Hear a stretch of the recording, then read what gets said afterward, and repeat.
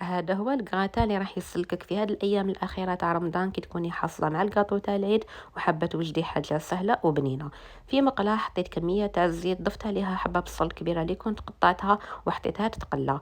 من بعد ضفت عليها بلونط بولي اللي كنت قطعته هو تانيك الى قطع، ملح فلفل الكحل، وضفت تانيك مكعب تاع مرق الدجاج هذا اللي كنت جبته من عند لالا هكا باش نضمن البنه تاع لو غراتان تاعي. ونرجع الدجاج تاعي على النار حتى يطيب لي. بعد ما يطيب لي نطفي عليه. والدجاج تاعكم هذاك ما طيبوش حتى ينشف لكم كامل، خلوه شويه مشمخ هكا باش الكغاتان يجي بنين. من جهه واحده اخرى قليت قليه بطاطا حطيتها في المول، ضفت عليها البولي هذاك حطيته من الفوق. ومن بعد نروح نخدم لا بيشاميل. انا لا بيشاميل راح نديرها اكسبريس، قلت لكم هاد الايام الاخيره كامل نحبوا حاجه سهله وبنينه. هنا حطيت كاس حليب، درت مغرفه فرينه، مغرفه زبده، قطعه تاع فرماج وملح وفلفل الكحل. هنا كنت نسيت باش نصورهم.